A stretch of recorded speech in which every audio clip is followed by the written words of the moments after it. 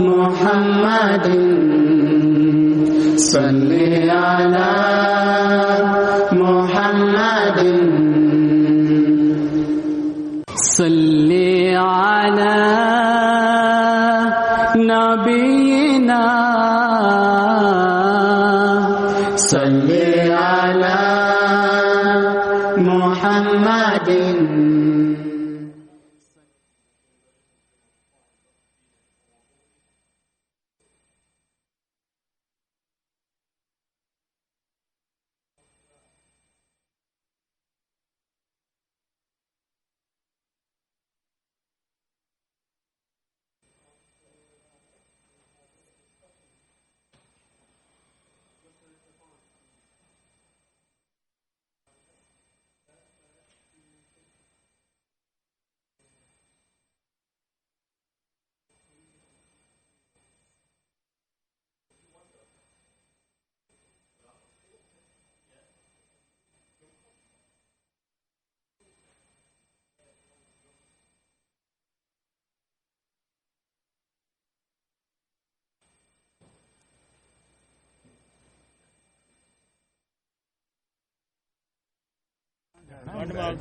اوكي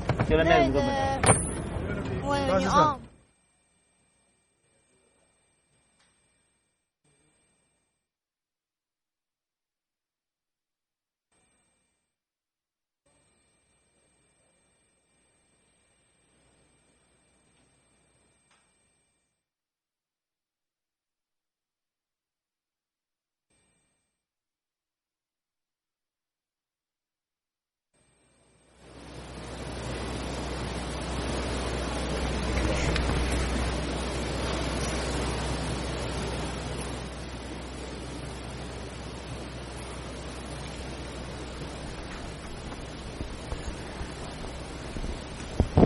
السلام عليكم.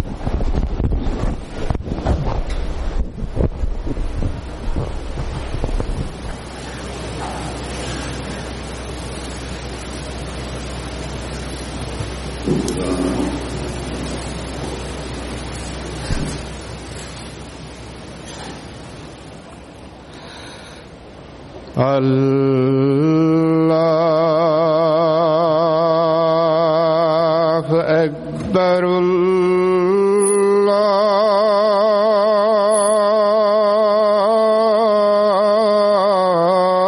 الله أكبر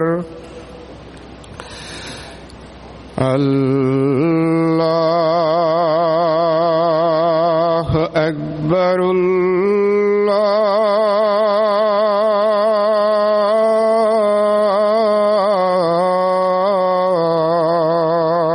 أكبر. أشهد أن لا إله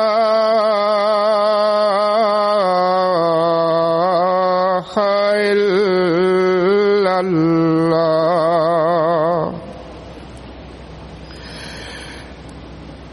أشهد أن لا إله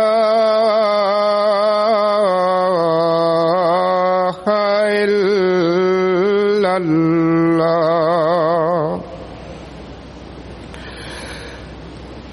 أشهد أن محمدًا رسول الله.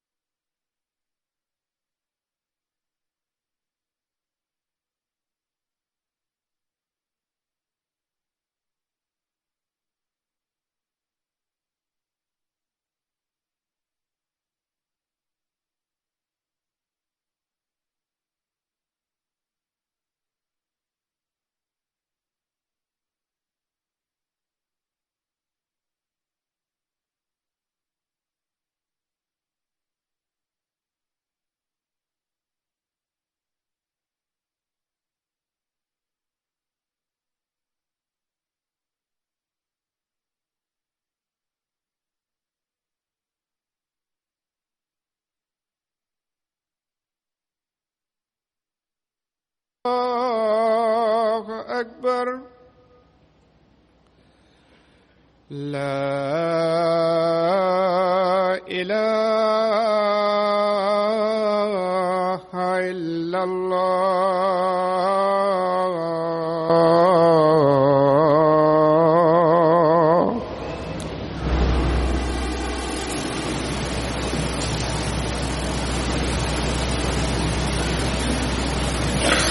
السلام عليكم ورحمة الله.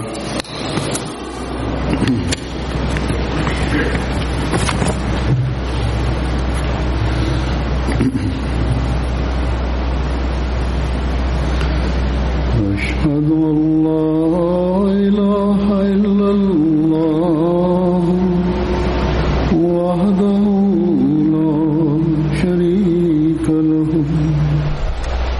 وأشهد أن محمدا عبده ورسوله. أما بعد فأعوذ بالله من الشيطان الرجيم. بسم الله الرحمن الرحيم. الحمد لله رب العالمين الرحمن الرحيم مالك يوم الدين. إياك نعبد وإياك نستعين. اهدنا الصراط المستقيم صراط الذين أنعمت عليهم غير المغضوب عليهم ولا الضالين. Allah Taala bizga bugun yana Angliyadagi jalsa solanada ishtirok etish uchun imkoniyat ato etmoqda.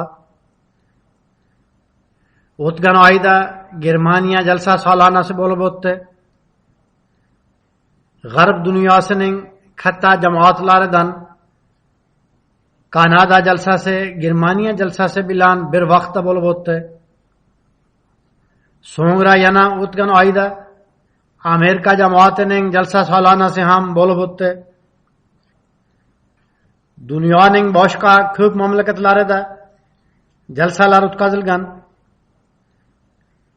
Besota katta shon shavkat bilan Hazrat Masih Maud alayhissalatu vassalamga Allah Taala tomonidan qilingan yordam va ko'mak va'dalarining amalga oshayotganini ko'ramiz.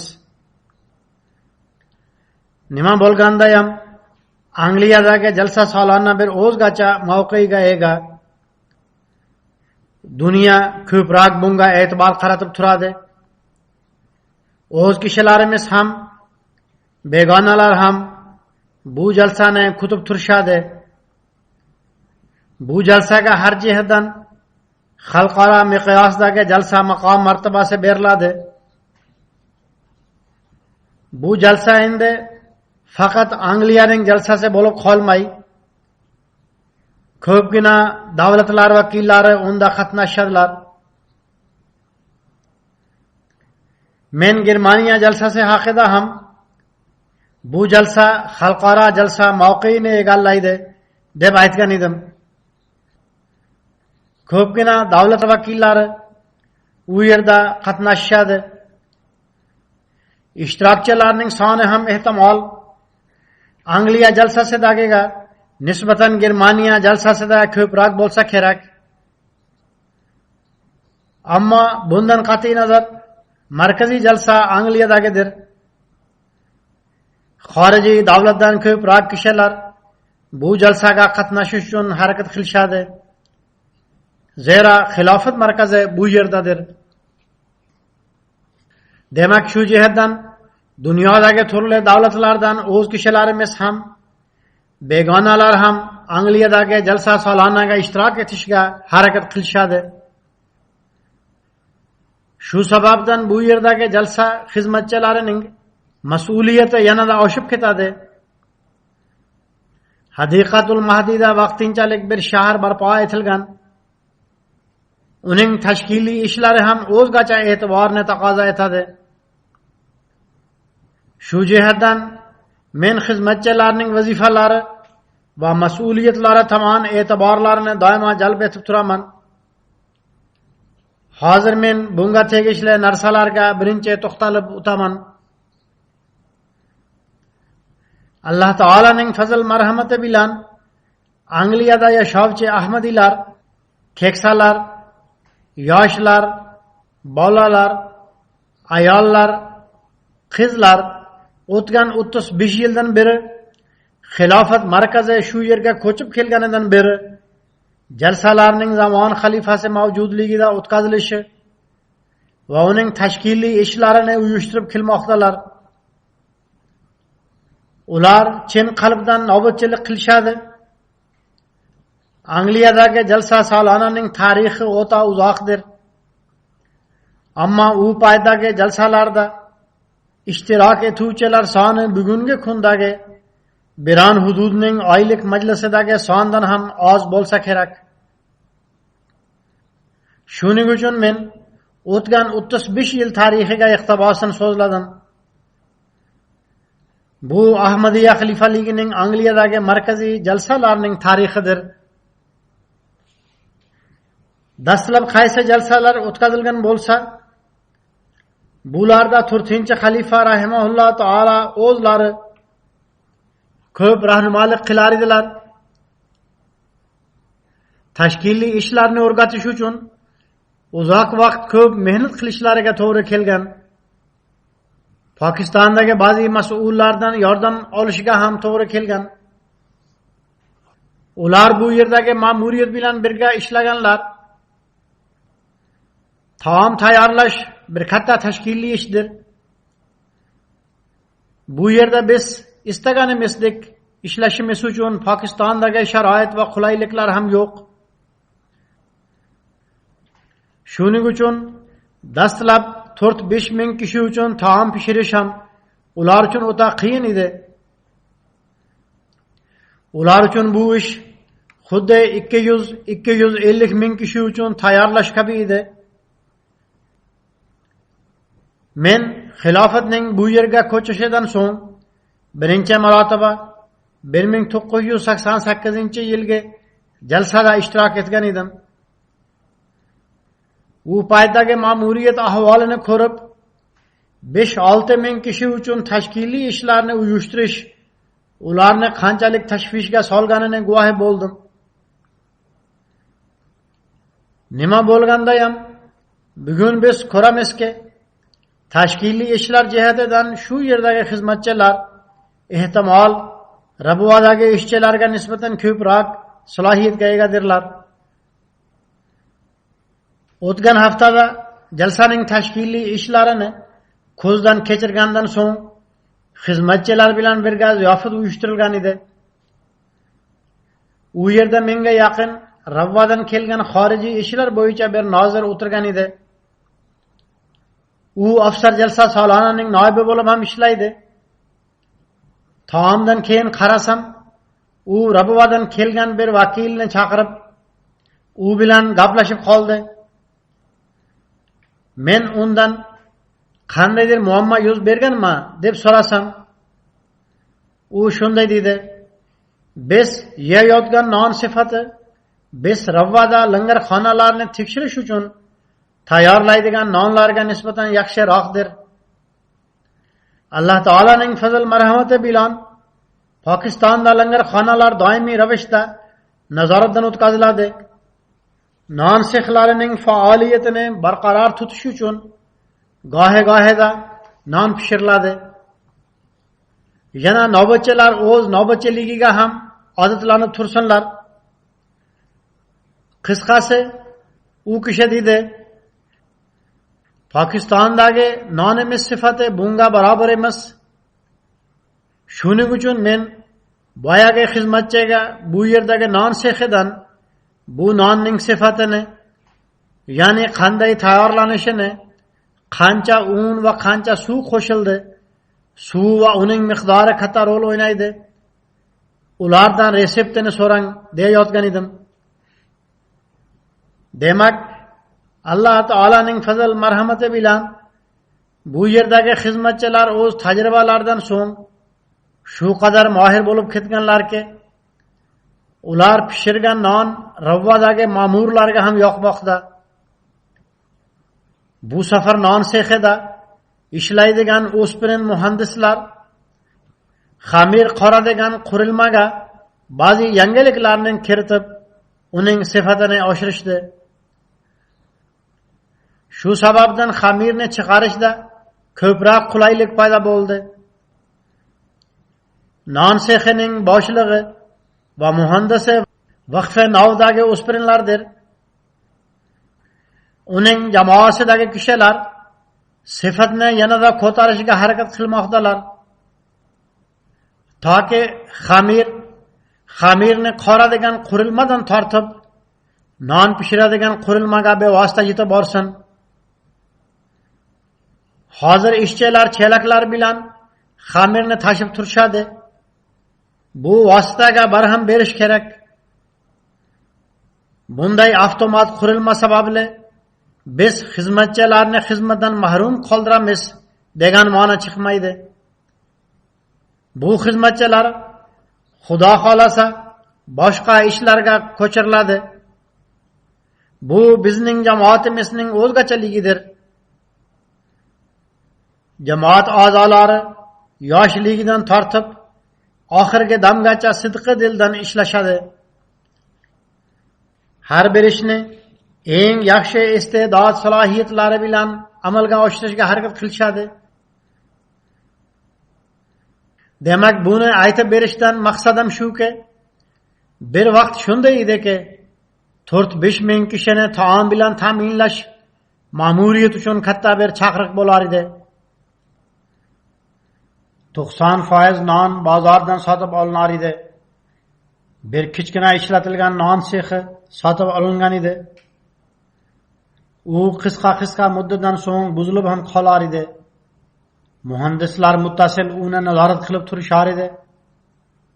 Bizning eski muhandislar uning ustida ko'p ishlaganlar. Bu sex faqat bir necha mingta non pishirar edi, xolos. U ham bo'lsa dumaloq bo'lmas edi, lavoshga o'xshar edi. Ikkinchi tomondan Alloh taolaning fazl marhamati bilan 35-40 ming kishi uchun ular o'zlari non pishirishadi. 100 minglab miqdorda non pishiriladi. Sifat jihatidan ham yaxshi. Men o'zim ham tatib ko'rganman. Odamlar ham uni yoqtirishadi. Bundan tashqari ham gohi-gohida bu nonni tatib turaman. Oldin pishiriladigan nonga nisbatan bu non yaxshiroqdir. Alloh taolo bu ishni amalga oshirayotgan yigitlarning iste'dodlarini yanada ko'paytirsin. Ularning aql zaqovati hamda zehnini oshirib tursin. Toki ular jalsa mehmonlariga oldingiga nisbatan ko'proq xizmat qilsinlar. Shuningdek, langarxonada taom pishiradigan jamoalar bor. Ular o'z boshliqlari bilan birga mehnat bilan sidqi dildan xizmat qilmoqdalar. Taomning sifati ham yaxshi. Bu 3 kunda ham yaxshiroq bo'lib tursin deya Alloh taoladan tilaymiz. Yana langarxonaga tegishli dosh qozonlar yuvish bo'limi bor. U ham yirik ishdir. Ularga bir necha yil muqaddam Germaniyadan muhandislarimiz yasagan dosh qozonlar yuvish qurilmasini oldirib bergan edik. Germaniya jamoati bu qurilmani ko'p yoqtiradi. U yerda muvaffaqiyat bilan ish olib borilmoqda. Ular bu qurilma o'zi dosh qozonlarni tezroq yuvib tashqariga chiqarib qo'yadi deb uni olqishlaydilar. Bu yerdagi bo'limimiz 2-3 yil bu qurilmadan foydalanganlar. Shu bilan birga qo'llar bilan ham doshqozonlarni yuvib turishdi. Bu qurilmadan albatta foydalaninglar deb aytganim bois foydalanib turdilar. Ammo o'tgan yili ular qattiq iltimos qilib, bizga qo'l bilan yuvishga ruxsat bering. Biz qisqa vaqtda yuvib olamiz. Balki qurilma bir doshqozonni yuvadigan vaqtning 3dan 1 qismida yuvib bitamiz. Boshqacha aytganda, qurilma bitta doshqozonni yuvganda biz 3tasini yuvib tashlaymiz va tozalik ham unga nisbatan yuqoriroq darajada bo'ladi deyishdi. Men bu bo'lim boshlig'iga hazillashib, sizning bo'limingizda tozalikni tutadigan jinlar bor deb aytgan edim. Zero Germaniya jamoati hali hanuz biron kishi shunchalik qisqa muddatda doshqozon yuva olishini tan olmaydi. Nima bo'lganda ham bu bo'limda bu kishilar ko'p mehnat bilan xizmat qilmoqdalar. Faqat mehnatgina ham emas, balki vaqtini ham ajratishga to'g'ri keladi va ish ham mashaqqatlidir. Pokiston va Qodiyonda bu ish mardikorlarga pul berib amalga oshirilardi. Ammo bu yerda ixlos va vafo hamda shijoat bilan bu ishni xizmatchilar bajarishadi. Bundan tashqari taom bilan ta'minlash bo'limi ham bor. Uning sifatini ham ko'tarishga harakat qilganlar. Joyni ham, chodirlarni ham kengaytirganlar. Toki mehmonlarni qulaylik bilan qisqa vaqtda taom bilan ta'minlay olsinlar. Yana boshqa bo'limlar mavjud. Shular jumlasidan tozalikka rioya qiluvchi bo'limdir. Mashinalar turar joyini tartibga solish bo'limi bor. Transport xizmati bo'limi bor. Jalsa ichida yana turli bo'limlar bor. O'ta muhim xavfsizlik bo'limi bor. Shuningdek, boshqa bo'limlar bor. Har bir bo'lim o'z o'rnida o'ta muhim ahamiyatni kasb etadi. Bu barcha bo'limlarda minglab xizmatchilar ishlashga imkoniyat topmoqdalar. Shuningdek, qiz xizmatchilar bor. Ular ham xizmat qilishga kuch-quvvat topmoqdalar. Alloh taolo ular barchasiga go'zal uslubda xizmat qilishga kuch-quvvat ato etsin. Men xizmatchilarga doimo aytganimdek, sizlar qaysi shijoat bilan o'zlaringizni Hazrat Masih Maud alayhissalatu vassalam mehmonlariga xizmat qilish uchun taqdim etgan bo'lsangiz, bu shijoatni oxirgi vaqtgacha saqlab turinglar. Jalsadan so'ng yig'ishtirish bo'limi xizmat qiladi.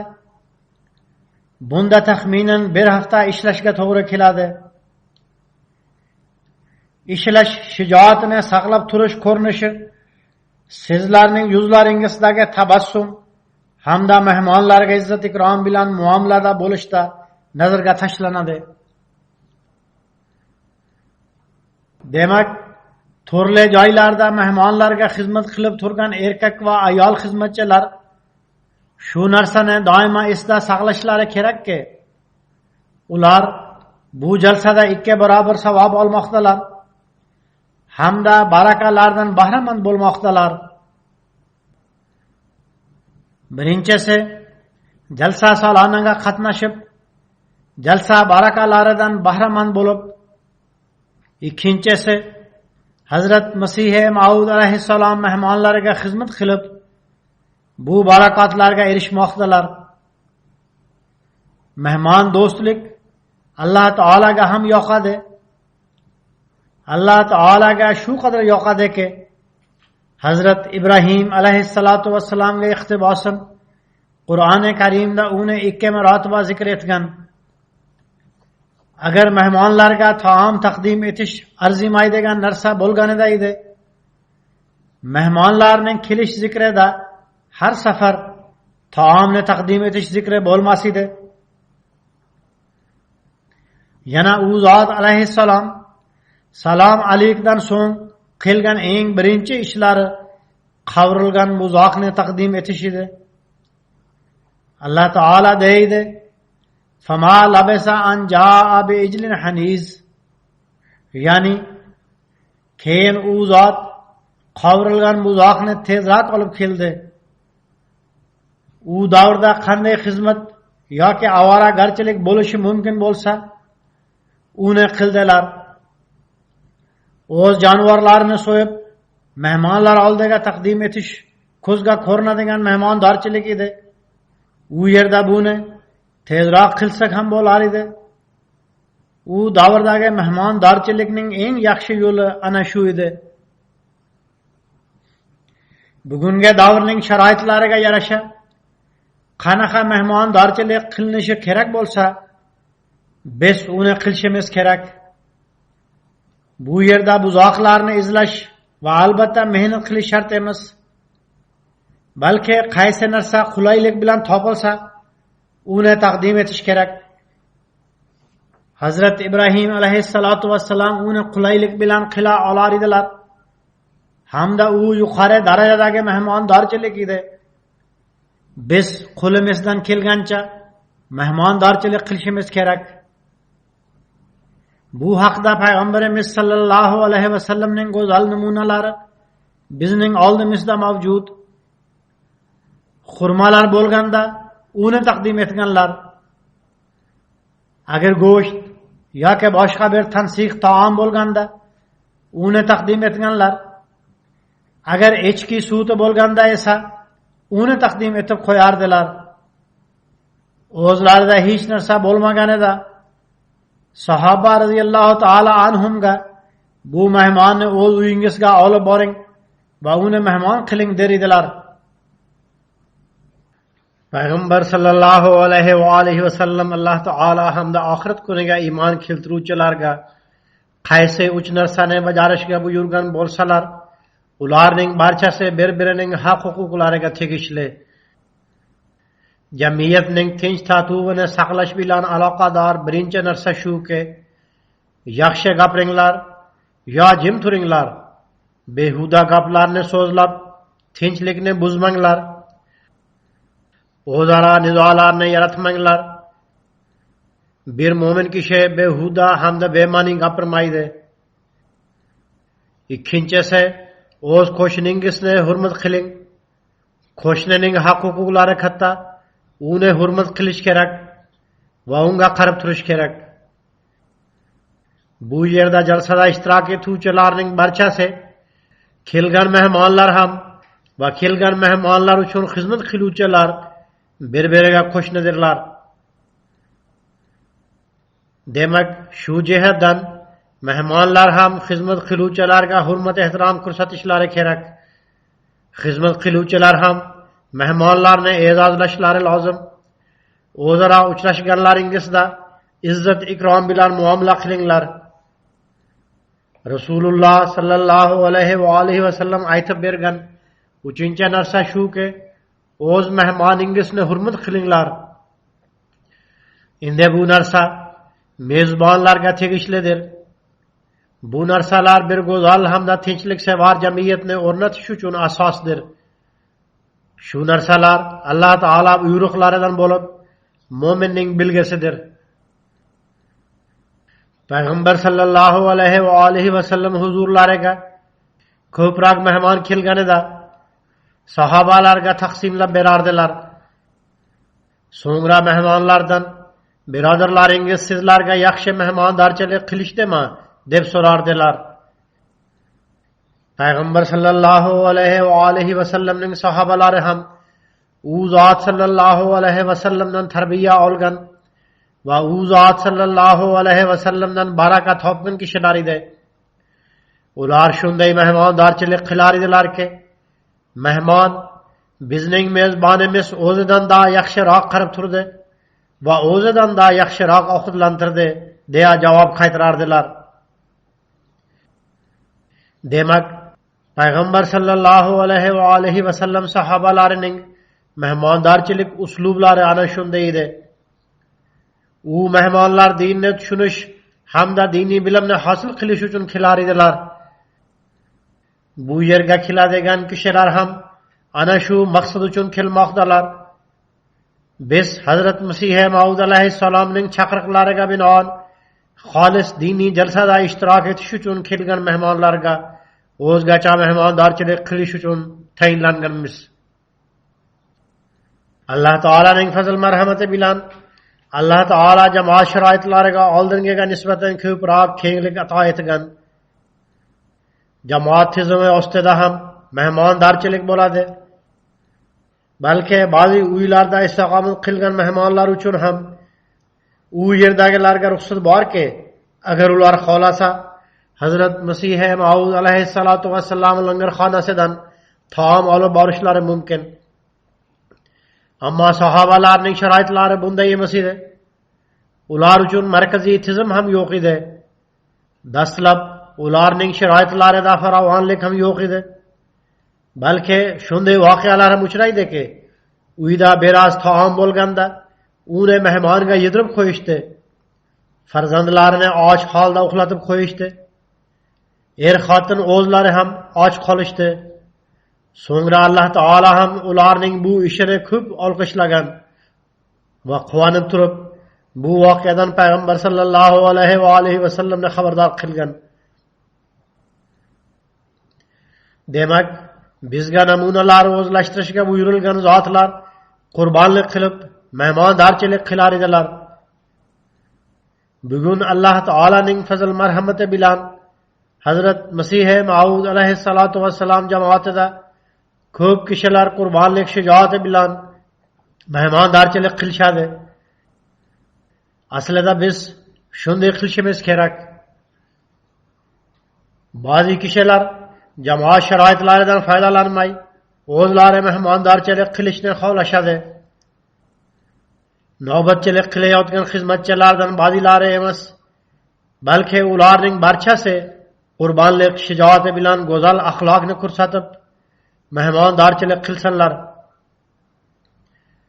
Men aytib o'tganimdek, hozir bizdan ochlik qurbonligi olinmayapti. Hozirgi qurbonlik hamda xizmatchilar qilayotgan qurbonlik esa vaqt qurbonligi bilan birga hissiyotlar qurbonligi hamdir. Ba'zida mehmonlar noto'g'ri munosabatda bo'lishadi. Ushbu vaziyatda hissiyotlarni qurbon qilishga to'g'ri keladi. Sabr qilishga to'g'ri keladi. Sukut saqlashga to'g'ri keladi. Shuning uchun sukut saqlashimizga to'g'ri keladiki, biz mehmonlar to'g'risida ular yaxshi niyat bilan diniy va ruhoniy chanqoqlikni qondirish uchun kelganlar deb yaxshi o'yda bo'lamiz. Ehtimol mehmon tushunmovchilik bois noto'g'ri munosabatda bo'lgandir. Shuning uchun biz xatomiz bo'lmaganda ham ulardan kechirim so'rab vazifani amalga oshiramiz. Bu oliy axloqlarni ushbu davrda mehmonlar uchun ko'rsatishimiz lozim. Hazrat Masih Maud alayhissalatu vassalam uni bizdan bu davrda talab qiladilar. Hazrat Masih Maud alayhissalatu vassalam o'zlarining ko'p voqealari mavjud. Ulardan u zot alayhissalatu vassalamning yuqori darajadagi mehmondorchilik me'yorlari nazarga tashlanadi. Bir marta olisdan kelgan mehmonlar, langarxonadagi xizmatchilar ularning yuklarini tushirishdan voz kechgani bois norozi bo'lib qaytib ketdilar. Hazrat Masih Maud alayhissalatu vassalamga bu haqda xabar yetganda, xuddi favqulodda vaziyat tug'ilgani kabi oyoq kiyimlarini kiyish ham qiyin bo'lgan. U zot alayhissalatu vassalam darhol shoshilib ularning izidan tushdilar.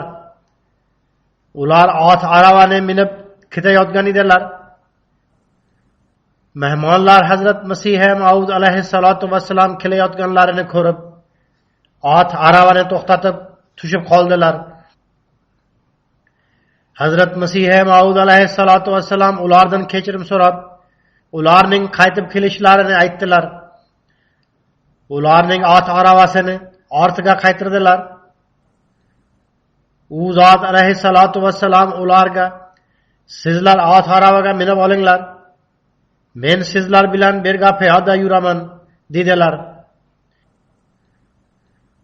Qisqasi, mehmonlar afsusini davom chekib ot aravaga o'tirmadilar, balki piyoda bosdilar. Nihoyat langarxonaga qaytib kelganlarida Hazrat Masih Maud alayhissalatu vassalam o'zlari ularning yukini tushirish uchun qo'l cho'zdilar. Langarxona ishchilari aslida oldindan xijolat chekayotgan edilar. Ular darhol ildimlab mehmonlarning yukini tushirdilar. Hazrat Masih Maud alayhissalatu vassalam mehmonlar uchun turar joy hamda taom uchun ko'ngildagidek sharoitlar yaratilgunga qadar u yerda mavjud bo'lib turdilar. Bir marta u zot alayhissalatu vassalam ishchilarga shunday dedilar: qaranglar, ko'pgina mehmonlar kelishgan. Ba'zilarini sizlar taniysizlar, ba'zilarini esa tanimaysizlar. Sizlar barchani hurmatli deb tushunib, ularga xizmat va mehmondorchilik qilinglar. Men sizlar haqingizda sizlar mehmonga osoyishtalik yaratasizlar degan yaxshi o'yda bo'laman. Bu yaxshi o'yni biz bugun ham qoyim tutishimiz kerak. Shundan so'ng mehmonlarga ham bir necha so'zlar aytmoqchiman. Birinchisi, men oldin ham gapirib o'tdim. Bir-birining his-tuyg'ularini inobatga olish kerak. Mehmonlar ham, mezbonlar ham. Islom bir tomondan bizni mehmonga hurmat ehtirom ko'rsatishga buyuradi. Ikkinchi tomondan mehmonga siz mezbon uchun yuk bo'lmanglar deb buyuradi. Payg'ambar sallallohu alayhi va alihi vasallam birovning uyida ko'proq muddat mehmon bo'lib turish bilan xuddi sizlar sadaqa olayotgandek bo'lasizlar deb marhamat qilganlar. Har bir kishining sharoitlari boshdan oxirigacha bir xil mehmondorchilik qilishga ruxsat bermaydi. Shuning uchun mehmonga ham siz mezbonning sharoitlarini inobatga oling deb buyurilgan. Agar ko'proq muddat turishga to'g'ri kelsa, unda mezbondek u yerda turing. Agar ish yumushlarda haligi oilaga ko'mak kerak bo'lsa, ko'maklashing. Ayniqsa bu mamlakatlarda shunday qilish kerak. Odamlar umuman shunday qilishadi ham. Bir go'zal jamiyat uchun bu narsa shartdir. Agar kelgan kishi bizga yuk bo'lib qoldi degan tushuncha paydo bo'lib qolsa, unda u yerda ixlos va muhabbat azoyib ketadi. Bu his-tuyg'ular kamayganda vaziyat ham osoyishta bo'lmaydi. Demak, mehmon ham esda saqlashi kerakki, qaysi mas'uliyatlar uning zimmasida bo'lsa, ularni amalga oshirsin. Agar mehmondorchilik qilish mehmonning haqqi bo'lsa, unda mezbonning haqqi ham shuki, mehmon mezbonning haqqini ado etsin va unga yuk bo'lmasin. Mehmonning ana shu haqqini Payg'ambar sallallohu alayhi va alihi vasallam sanoqli kunlarga cheklaganlar. Men ma'muriyatga shuni aytib qo'yayki, jalsaga kelgan mehmonlar agar bir oycha ham shu yerda tursalar, biz ularga mehmondorchilik qilishimiz lozim. Yuqoridagi nasihatlardan biz 3 yoki 4 kundan so'ng mehmondorchilikni to'xtatib qo'yamiz deb o'ylamanglar.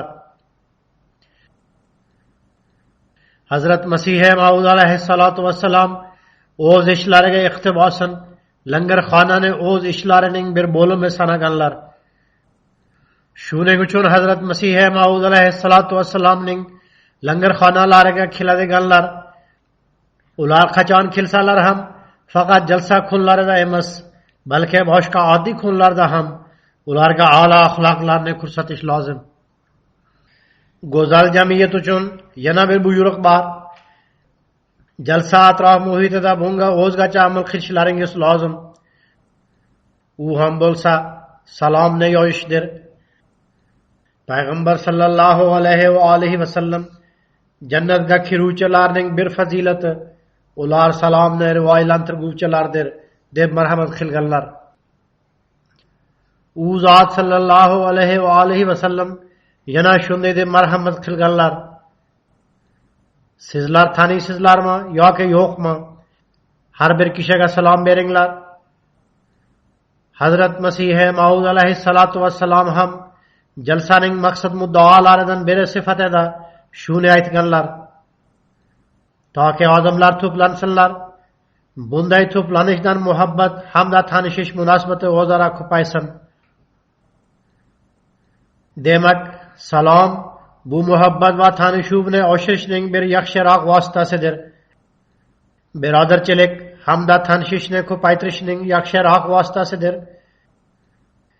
Buning yana bir foydasi ham shuki, u orqali o'zaro norozi bo'lgan kishilarning noroziliklari barham topadi. Bu yerga kelganlar xolis Alloh taolo uchun kelganlar. Aslida ana shu o'y fikr bilan bu yerga kelish lozim. Ularning kelish maqsadi bir ilohiy maqsaddir. Ular diniy, ilmiy hamda ruhoniy chanqoqlikni qondirish uchun bu yerga kelganlar. Men yuqorida aytib o'tganimdek, maqsad o'zi ana shu bo'lishi kerak. Har bir kishi o'zaro aloqalardagi noroziliklar va nafratlarga barham berishga qattiq harakat qilishi kerak. Hazrat Masih Maud alayhissalatu vassalam yana deydilar: jalsaga kelgach dunyoning muhabbati sovib qolsin. Alloh taolo hamda payg'ambar sallallohu alayhi vasallam muhabbatlari qalbda ustuvorlik qilish maqsadini oshirishi kerak. Demak, ushbu muhabbatga erishish uchun jalsa dasturlarida muntazam qatnashinglar. Uni diqqat bilan tinglanglar. Jalsa mobaynida ham, u yoq bu yoqda aylanayotganlaringizda ham Alloh taolani zikr etib turinglar. Namozlarni jamoat bilan o'zgacha e'tibor qaratib ado etinglar. Nafllar hamda tahajjud namozini o'qishga ham e'tibor qaratinglar. Ayniqsa shu yerda istiqomat qilayotganlar bu atrof muhitni pokizaroq tutishga harakat qilib tursinlar. O'z holatlarini yaxshilashga harakat qilsinlar. Ertalab kelib, kechki payt qaytib ketadiganlarga ham bu maqsadni amalga oshirish mas'uliyati yuklanadi. Jalsaning maqsadi ham ana shu. Jalsaning haqiqiy maqsadi Alloh taolaga yaqinlik topishga harakat qilinsin va payg'ambar sallallohu alayhi va alihi vasallam muhabbatlari qalbda mujassamlashsin. Bu o'ta katta ishdir. Hazrat Masih Maud alayhissalatu vassalam uni bizga topshirganlar. Ya'ni Alloh taolo va uning payg'ambarining muhabbati qalblarda ustuvorlik qilsin. Agar jalsada ishtirok etuvchilar bu maqsadni nazarda tutib, bunga erishishga jon johati bilan harakat qilsalar, unda bilib olinglarki, sizlar bu maqsadga erishdingiz. Jalsaga kelish maqsad muddaosi amalga oshdi. Shunda istiqomat qilish hamda taom ikkinchi darajali narsaga aylanadi. Haqiqiy maqsad shu bo'ladiki, biz o'z ruhoniy holatimizni yaxshilashtirishimiz kerak. Uni rivoyatlantirishimiz kerak. Agar bunga erishsak, men yuqorida aytib o'tganimdek, jalsaning maqsad muddaolarini topib olgan bo'lamiz. Shuningdek, tashkiliy jihatdan ham mehmonlar bu narsani inobatga olsinlarki, muvaqqat hamda kengroq tashkiliy ishlarda ba'zi kamchilik nuqsonlar ro'y beradi. Agar qayerdadir shunday vaziyatni ko'rsangiz, unga ko'z yuminglar. Men xizmatchilarga agar birov tomonidan qo'pol munosabat qilinsa, sabr qilinglar deb aytib qo'yganman. Amma iştirak etuvchi mehmonlarning vazifasi ham shuki, ular kamchilik nuqsonlarga ko'z yumsinlar. Agar shunday kamchiliklarni ko'rsalar, xizmatchilarga ko'maklashsinlar. Men kuzatganman, ba'zi mehmonlar ishtiyoq bilan o'zlari mezbon bo'lib ishlay boshlashadi. Masalan, hojatxonalardagi tozalikdir. Agar odamlar ko'proq bo'lsa, navbatchilik qilayotgan xizmatchilar tozalikni yaxshiroq uyushtira olmasalar, ba'zi mehmonlar o'zlari navbatchilik qiluvchilar bilan birga ishlay boshlashadi. Bu xizmat qilish shijoati har bir ahmadiyda bo'lishi kerak. Ana shu his tuyg'u o'zaro inoq jamiyatni barpo etadi. Mehmonlar faqat xizmatchilarni sinash hamda imtihon qilish bilan o'z vaqtini zoya ketkazmasin. Balki agar kerak bo'lsa, men aytib o'tganimdek, har bir bo'limda yordamchi bo'lib qolsinlar. Xuddi shunday, ba'zida mashinalar turar joyida ham tirbandlik bois favqulodda vaziyat paydo bo'lib qoladi. Shunday vaziyatda mashinalarni minib kelganlar sabr matonat ko'rsatib, ma'muriyatga yordam bersinlar. Ba'zida ayollar va erkaklar ikkala tomondan ular to'liq buyruqqa bo'ysunmaydilar degan shikoyatlar kelib tushadi. Shuningdek, kirish joylarida xavfsizlik apparati o'rnatilgan. U yerda umuman saflarga tiziladi. U yerda sabr matonat hamda chidamlilik ko'rsatinglar. Ammo ba'zida biror kishi bois tartib buziladi. Har bir kishi sabr matonat ko'rsatishi lozim. Agar u yerda biroz vaqt turishga to'g'ri kelsa ham hech ziyoni yo'q. Qatorda turish bilan qulay o'tish yuzaga keladi.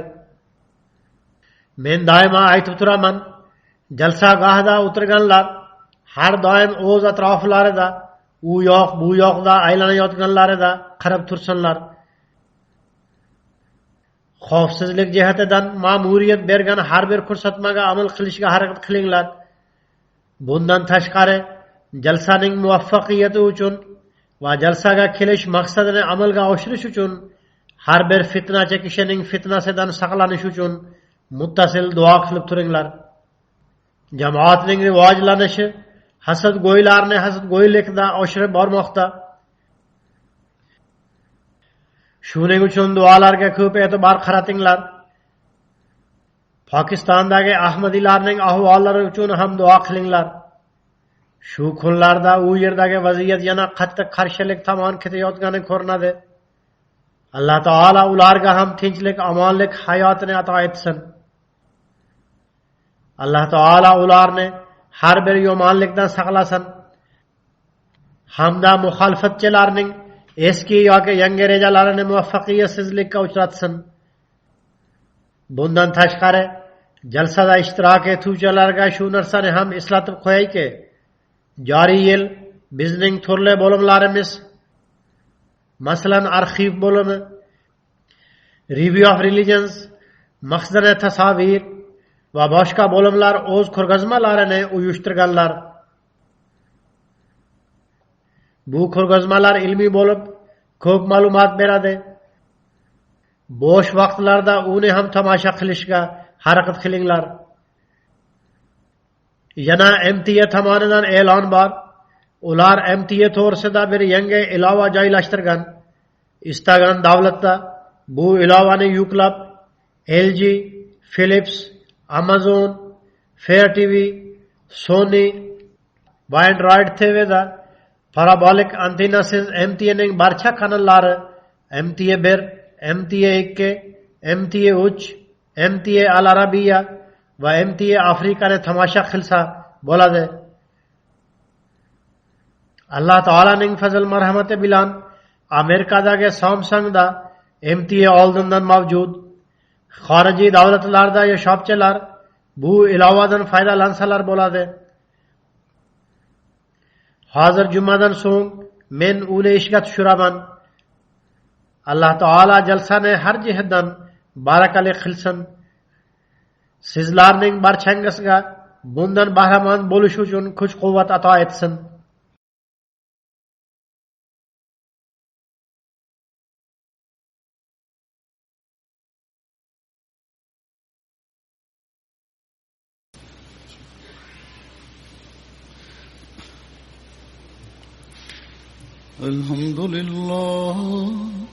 الحمد لله نحمده ونستعينه ونستغفره ونؤمن به ونتوكل عليه ونعوذ بالله من شرور أنفسنا ومن سيئات أعمالنا من يهده الله فلا مضل له ومن يضلل فلا هادي له ونشهد أن لا إله إلا الله ونشهد أن محمدا عبده ورسوله عباد الله رحمكم الله إن الله يأمر بالعدل والإحسان وإيتاء ذي القربى وينهى عن الفحشاء والمنكر والبغي يعظكم لعلكم تذكرون اذكروا الله يذكركم وادعوه يستجب لكم ولذكر الله أكبر